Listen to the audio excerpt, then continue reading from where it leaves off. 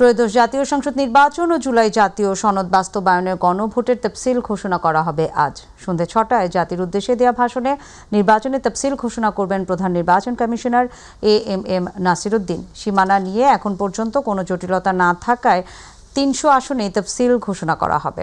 বুধবার দুপুরে বঙ্গভবনের রাষ্ট্রপতি মোহাম্মদ শাহাবুদ্দিনের সাথে সাক্ষাৎ করেন সিএসি এএমএম নাসিরউদ্দিন সহ পুরো কমিশন। তফসিল ঘোষণার আগে নির্বাচন আয়োজনের সার্বিক প্রস্তুতি সম্পর্কে রাষ্ট্রপতিকে অবহিত করে ইসি।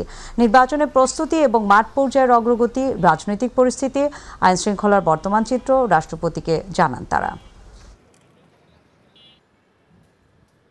দর্শক, আমাদের সহকর্মী এস এম আরিফ রয়েছেন নির্বাচন কমিশনে, আমরা এখন তার সাথে যুক্ত হওয়ার চেষ্টা করছি।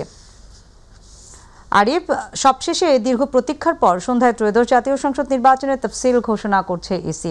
তো সব মিলিয়ে সবশেষ কি খবর আপনার কাছে আছে আমাদের জানাবেন।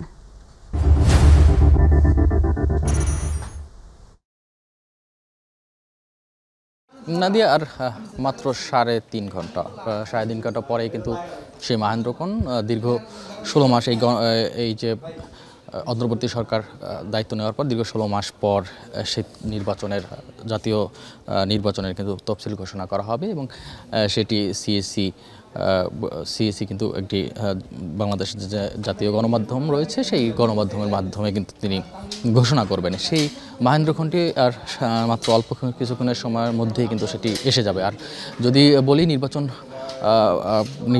নির্বাচন কমিশন কার্যালয় যদি তাদের প্রস্তুতির কথা বলি, সেটা তার প্রস্তুতি রয়েছে। আমরা ব্যাপক সকাল থেকেই কিন্তু আমরা দেখেছি যে এই নির্বাচন কমিশন ভবনে 10টার মধ্যেই কিন্তু প্রধান নির্বাচন কমিশনার সহ কমিশনাররা কিন্তু এসেছেন এবং দফায় দফায় তারা নিজেদের মধ্যে বৈঠক করছেন। কারণ একটি বড় কর্মযজ্ঞ, জানেন, এই নির্বাচন এই শুধুমাত্র যে একটি জাতীয় নির্বাচন তা নয়, এখানে কিন্তু একটু গণভোটও আছে। যে জুলাই সনদের ভিত্তিতে সেই গণভোটটা হবে, দুটি ভোট কিন্তু একই সাথে হবে।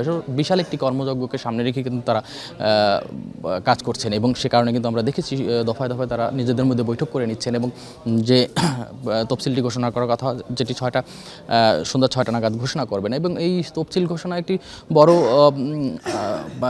চোখ থাকে যে কোন নির্বাচনের ডেট বা নির্বাচনের তারিখটা কি হতে পারে। এটি আমরা বিভিন্ন সূত্র থেকে জানতে পেরেছিলাম যে ৮ থেকে ১২ ফেব্রুয়ারির মধ্যে সেই সম্ভাব্য তারিখটি হতে পারে। তবে সেই তারিখটি হতে পারে এবং ১২ তারিখ সেটি আরও বেশি সম্ভাবনা রয়েছে, এইরকম আমরা শুনেছি। তবে সেটি এখন পর্যন্ত নিশ্চিত নয় কবে নাগাদ এই দুটি ভোট, গণভোট এবং জাতীয় সংসদ নির্বাচন এটি হবে। সেটি আসলে সন্ধ্যা ৬টার পরেই যখন জাতির উদ্দেশ্যে ভাষণে সিএসি কথা বলবেন তখনই কিন্তু জানা যাবে, নিশ্চিত করা যাবে।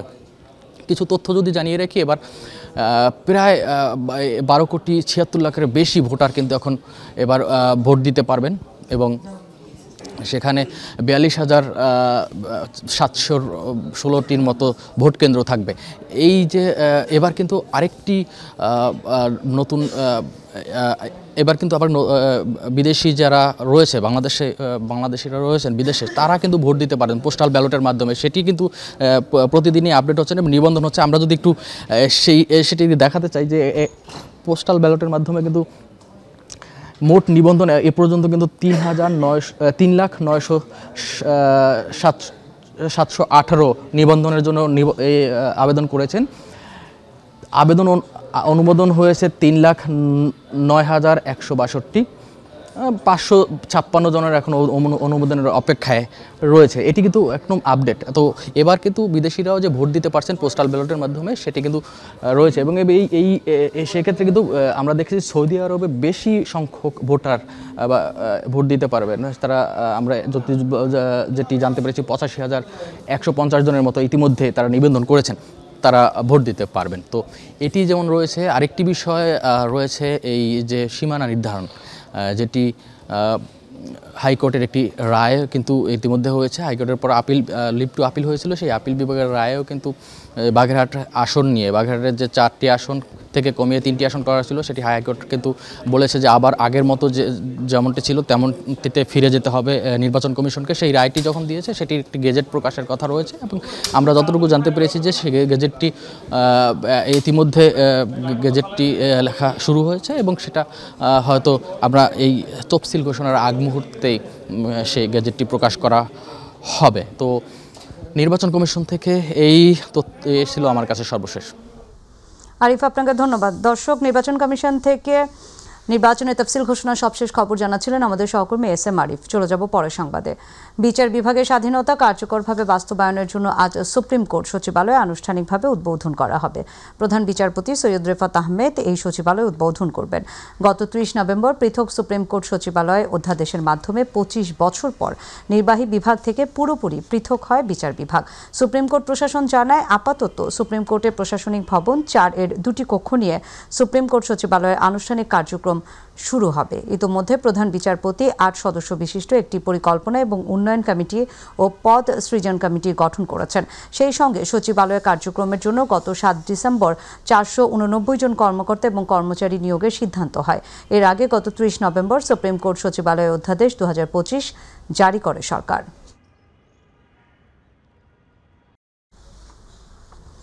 সংবিধানের পঞ্চদশ সংশোধনী বাতিলের শুনানি 2026 সালে 5 মার্চ পর্যন্ত মুলতবি করেছে আপিল বিভাগ, জানিয়েছেন রিটকারীর আইনজীবী ব্যারিস্টার শরীফ ভূঁইয়া। সকালে পঞ্চদশ সংশোধনী হাইকোর্টের রায়ের বিরুদ্ধে আপিল বিভাগে শুনানি শুরু করে রাষ্ট্রপক্ষ। এ সময় সংশোধনী কিছু বিষয় বহাল রেখে বাকি অংশ সংসদের হাতে ছেড়ে দেওয়া উচিত বলে জানান অ্যাটর্নি জেনারেল আসাদুজ্জামান। শুনানি শেষ করা ছাড়াও আপিল বিভাগ থেকে একটা রায়ের কথাও জানান তিনি, কিন্তু রায় নিয়ে কোনো পক্ষকেই প্রশ্ন তোলার সুযোগ দিতে চান না বলে জানান প্রধান বিচারপতি সৈয়দ রেফাত আহমেদ। 24-এর গণঅভ্যুত্থানে শেখ হাসিনা সরকারের পতন হলে সংবিধানের পঞ্চদশ সংশোধনী বাতিল চেয়ে হাইকোর্টে রিট করা হয়। ওই রিটের শুনানি করে হাইকোর্ট গেল বছরের 17 ডিসেম্বর পঞ্চদশ সংশোধনীর আংশিক বাতিল করে রায় দেয়। হাইকোর্টের দেওয়া রায়ের উপর আপিল করেন রিটকারীর পক্ষ সুজন। শুনানিতে পক্ষভুক্ত হয় বিএনপি এবং জামাত। আজ শুনানি সম্পন্ন না করেই নতুন দিন ধার্য করে আপিল বিভাগ।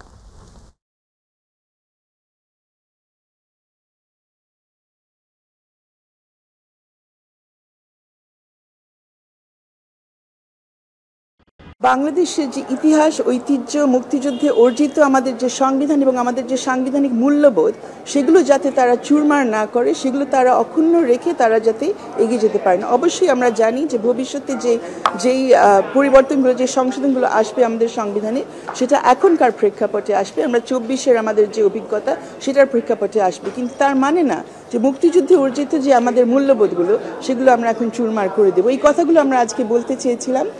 চূড়ান্ত শুনানি যেহেতু শেষ হয়নি, আমরা সবগুলো আজকে বলতে পারিনি। আমরা আশা রাখছি ভবিষ্যতে বলা যাবে। আমরা এই রকম একটি সিচুয়েশনের মধ্যে, যেটা সিনিয়র বলেছেন, আমিও বলেছি আদালতের কাছে, নির্বাচন এবং জুলাই চার্টারের বিষয়টাকে বিবেচনায় নিয়েই তারা বলেছেন যে আমরা পরবর্তী সংসদ গঠিত হওয়া পর্যন্ত মামলাটির শুনানি আমরা স্থগিত রাখবো। এবং আদালত পরিষ্কারভাবে বলেছেন যে স্থগিত মানে কিন্তু নট সাইনি ডাই। 5 মার্চ 2026 তারিখে এটা পরবর্তী শুনানির জন্য নির্ধারণ করেছে। ফেব্রুয়ারি নির্বাচনে পুরোপুরি জয়লাভ করতে হবে। বিএনপি কোনোদিনই পরাজিত হয়নি, পরাজিত হবেও না বলে মন্তব্য করেছেন বিএনপি মহাসচিব মির্জা ফখরুল ইসলাম আলমগীর। তিনি বলেন, তফসিল ঘোষণা করার মাধ্যমে নতুন বাংলাদেশ তৈরির পথ সৃষ্টি হবে। সকালে বিএনপি আয়োজিত দেশ করা পরিকল্পনা শীর্ষক কর্মশালার উদ্বোধনী বক্তব্যে দলের মহাসচিব কথা বলেন। বিএনপি দেশের জনগণ ও মুক্তিযুদ্ধের দল উল্লেখ করে তিনি বলেন, ঐক্য এবং সামনের দিকে যাওয়ার চেতনার মাধ্যমেই সফলতা আসবে।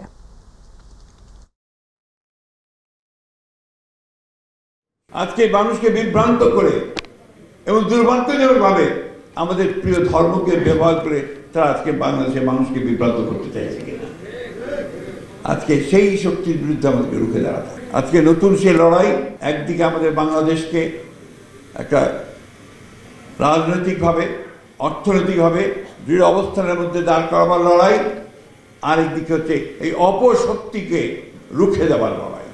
নেতা যেদিন আমাদের আসবেন, যেদিন বাংলাদেশে পা দেবেন, সেদিন যেন সমগ্র বাংলাদেশ কেঁপে ওঠে। বন্ধুগণ, এই কথাটা আপনাদের মনে রাখতে হবে। পারবেন তো?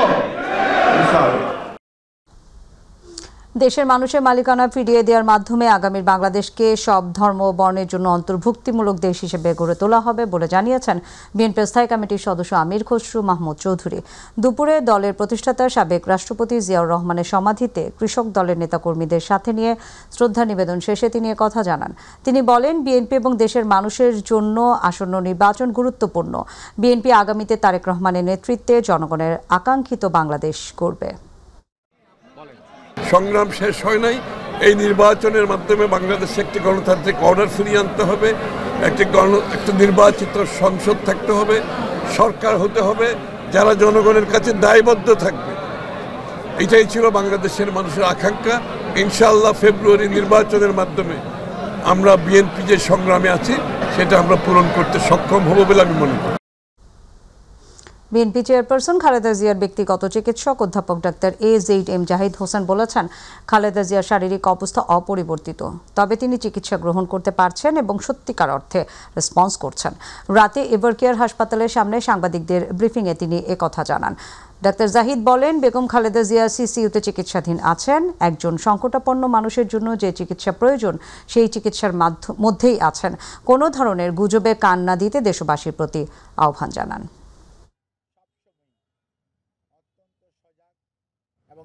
ICUতে উনি চিকিৎসাধীন আছেন এবং উনি সর্বোচ্চ চিকিৎসা ব্যবস্থার সর্বোচ্চ পর্যায়ে একটি সংকটাপন্ন মানুষের জন্য যেটি প্রয়োজন সেই চিকিৎসার মধ্যেই উনি আছেন এবং উনি চিকিৎসাধীন আছেন। এটি নিয়ে কোনো অবস্থাতেই কোনো গুজবে কান না দেওয়ার জন্য আমি আপনাদের মাধ্যমে সকলের প্রতি বিনীত অনুরোধ জানাচ্ছি। তো আপনাদেরকে আশ্বস্ত করতে চাই, ওনাকে যে চিকিৎসা দেওয়া হচ্ছে সেই চিকিৎসা উনি আগের মতোই, আমাদের মেডিকেল সায়েন্সের ভাষায় যদি বলি, she can continue on maintaining her treatment, এবং ডাক্তাররা যে চিকিৎসা দিচ্ছে সেটি উনি গ্রহণ করতে পারছেন এবং সেটি উনি নিয়ে সত্যিকার অর্থে রেসপন্স করছেন। গুম খুনের ঘটনায় ক্ষমতাচ্যুত সাবেক প্রধানমন্ত্রী শেখ হাসিনা এবং সাবেক সেনা কর্মকর্তা মেজর জেনারেল জিয়াউল আহসান সহ 12 জনের বিরুদ্ধে গুমের মামলায় তদন্ত প্রতিবেদন 18 জানুয়ারির মধ্যে দাখিলের নির্দেশ দিয়েছেন ট্রাইব্যুনাল 1। সকালে সাবেক সেনা কর্মকর্তা জিয়াউল আহসানকেও ট্রাইব্যুনালে আনা হয়। এছাড়া জুলাই গণঅভ্যুত্থানের সময় কুষ্টিয়ার 6 জনকে হত্যা এবং মানবতা বিরোধী অপরাধের মামলায় আওয়ামী লীগের যুগ্ম সাধারণ সম্পাদক মাহবুবুল আলম হানিফ সহ 4 জনের বিরুদ্ধে দ্বিতীয় দিনে সাক্ষ্য গ্রহণ চলছে। এর আগে এই মামলার ক্যামেরা ট্রায়ালে সাক্ষ্য দেন একজন। মানবতা বিরোধী অপরাধের এই মামলায় মোট সাক্ষী 38 জন। আসামিরা সবাই পলাতক থাকায় তাদের পক্ষে স্টেট ডিফেন্স নিয়োগ দিয়ে বিচার কাজ শুরু করে ট্রাইব্যুনাল।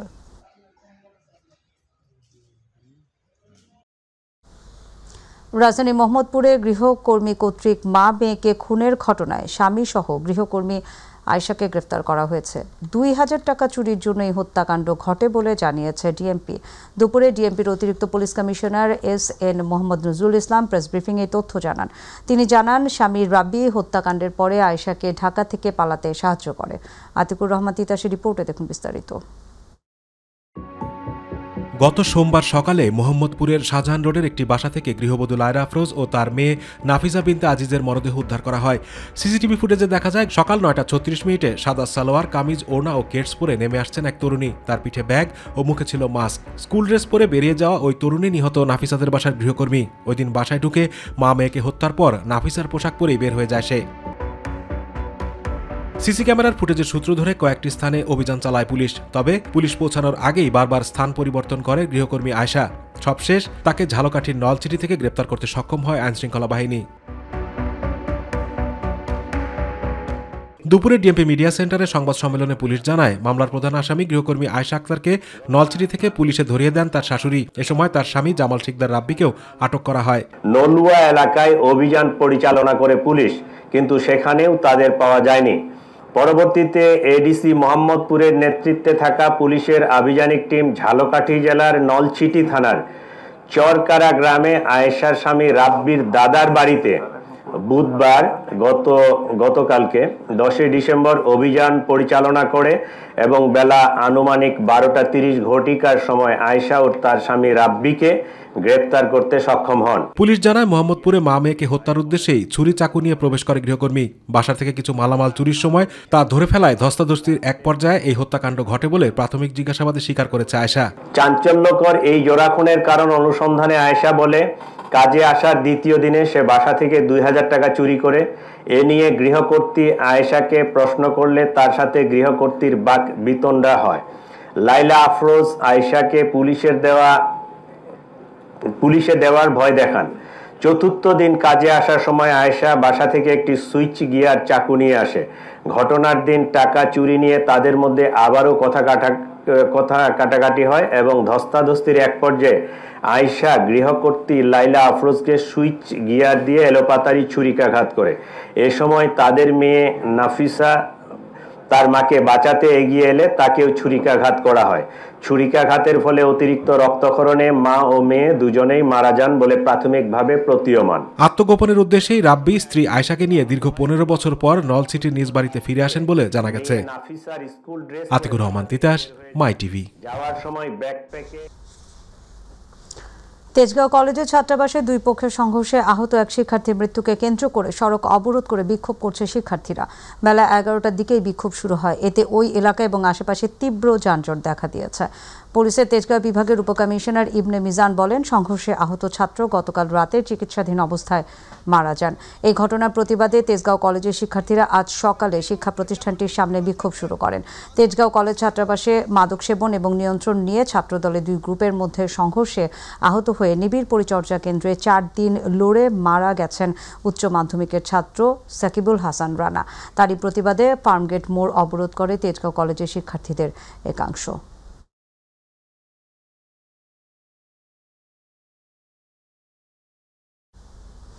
রাজশাহীতে গভীর নলকূপের গর্তে পড়ে যাওয়া শিশুকে উদ্ধার কাজ করছে ফায়ার সার্ভিসের সদস্যরা। ইতোমধ্যে 3টি এক্সকেভেটর দিয়ে পাশে 40 ফুট গভীর একটি গর্ত তৈরি করে প্রাথমিক কাজ শেষ করা হয়েছে।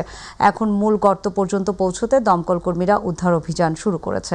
বুধবার দুপুর 1টার দিকে রাজশাহীর তানুরে সাজিদ নামের 2 বছর বয়সী শিশুটি গভীর গর্তে পড়ে যায়। শিশুটি তার মায়ের হাত ধরে কেটে নেওয়া ধানের খেতে হাঁটছিল, হঠাৎ সে গর্তে পড়ে যায়। এরপর থেকেই পুরো উপজেলা জুড়ে ছড়িয়ে পড়ে উৎকণ্ঠা। শুরুতে সাড়া পাওয়া গেলেও ধীরে ধীরে সে সাড়া মিলিয়ে যেতে থাকে। এরপরই শুরু হয় উদ্ধার কাজ। ঘটনাস্থলে প্রস্তুত রাখা হয়েছে অ্যাম্বুলেন্স এবং জীবন রক্ষাকারী সরঞ্জাম।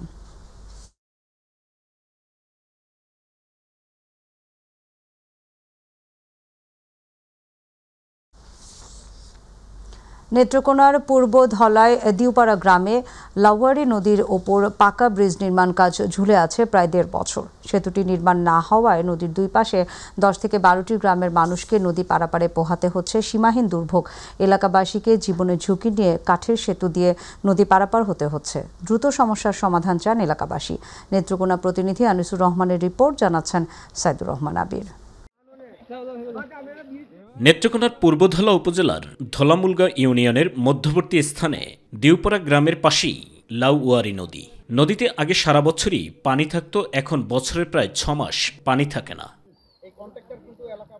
নদীর দুপারে 10 থেকে 12টি গ্রামের চলাচলের জন্য একটি পাকা সেতু ছিল। সেতুটি পুরাতন হওয়ায় ভেঙে 2,96 লাখ টাকা ব্যয়ে 30 মিটার দৈর্ঘ্যের নতুন সেতু নির্মাণের জন্য উদ্যোগ নেয় স্থানীয় সরকার প্রকৌশল বিভাগ পূর্বধলা। প্রায় 1.5 বছর আগে নির্মাণ কাজ শুরু হওয়ার কথা থাকলেও প্রাথমিক কাজ শুরু করার পর ঠিকাদারি প্রতিষ্ঠানের অবহেলায় নির্মাণ কাজ থেমে গেছে। দীর্ঘ সময় চলে গেলেও ঠিকাদার কাজ শেষ না করায় এলাকাবাসীকে পড়তে হয়েছে সীমাহীন দুর্ভোগে। এই কাজটা গুরুত্ব নিতেছে না। হুমকুটুমকে আমাদের বলে আন্ডে দিচ্ছে, দেওয়ার পরে আমাদের বলে আন্ডে করছে তোমরা আমরা দেখে নেবো। ধান নিয়ে আসতে গেলে আমাদের পানি এদিক দিয়ে যাইতে হয়। ফিলার করছে 53 ফুট, কুচ্ছে মোটে 30 ফুট 35 ফুট করিয়া সব পিলার ভাঙে না চুরি করে চালাইছে। মহিলারাও আসে যে পার হইতে পারে না, পানি দিয়ে পার হয়, অনেক ঝামেলা। কোনো কাজ করবো না। আমাদের ব্রিজের সাথে অনেক ব্রিজের কাজ শেষ হয়ে গেছে, কিন্তু এটা কোনো কার্যক্রম আমরা কোনো অগ্রগতি পাইতেছি না। এদিকে এলাকাবাসীকে হুমকি ও সেতু নির্মাণ কাজ শুরু করতে গাফিলতির বিষয়ে অস্বীকার করেন ঠিকাদার। বহু সমস্যা আছে। আমরা যে কেরিং খরচ লাগছে 40 টাকা করে একটা ধান বেচা, 100 বস্তা সিমেন্ট আনছি আমার লাগছে 1500 টাকা বেশি লাগছে। নেত্রকোনা স্থানীয় সরকার প্রকৌশল অধিদপ্তরের নির্বাহী প্রকৌশলী জানান, আগামী 10 থেকে 15 দিনের মধ্যে নির্মাণ কাজ শুরু হবে। ঠিকাদারের হুমকির বিষয়ে ব্যবস্থা নেওয়ার কথা জানান তিনি। ফাইল করছে এবং আপনার একটা অ্যাপার্টমেন্টের কাজ করছে, করার পরে পানি চলে আসে। আগামী 10-15 দিনের মধ্যে পানি সরে গেলে এবং ঠিকাদার সমস্ত ম্যাটেরিয়াল নিয়ে আসছে, কাজটা দ্রুত শেষ করতে পারবো। দ্রুত সেতুটির নির্মাণ কাজ শেষ করলে এলাকাবাসীর দীর্ঘদিনের জনদুর্ভোগ লাঘব হবে এমন প্রত্যাশাই এলাকাবাসীর। সাইদুর রহমান আবির, মাই টিভি নিউজ ডেস্ক। আজ 11 ডিসেম্বর কুষ্টিয়া মুক্ত দিবস। 1971 সালের এই দিনে পাকিস্তানি হানাদার বাহিনী পরাজয়ে শত্রুমুক্ত হয় কুষ্টিয়া জেলা। বীর মুক্তিযোদ্ধাদের বীরত্ব আর আত্মত্যাগের বিনিময়ে কুষ্টিয়া অর্জন করে স্বাধীনতার স্বাদ। আকাশে উড়ে স্বাধীন দেশের পতাকা। প্রতিনিধি আব্দুর রাজ্জাক বাচ্চুর পাঠানো তথ্য ও ভিডিও চিত্রে বিস্তারিত জানাচ্ছেন জুবায়ের রহমান। 1971 সালে মুক্তিযুদ্ধের সূচনা লগ্নে কুষ্টিয়া ছিল প্রতিরোধের দুর্গ।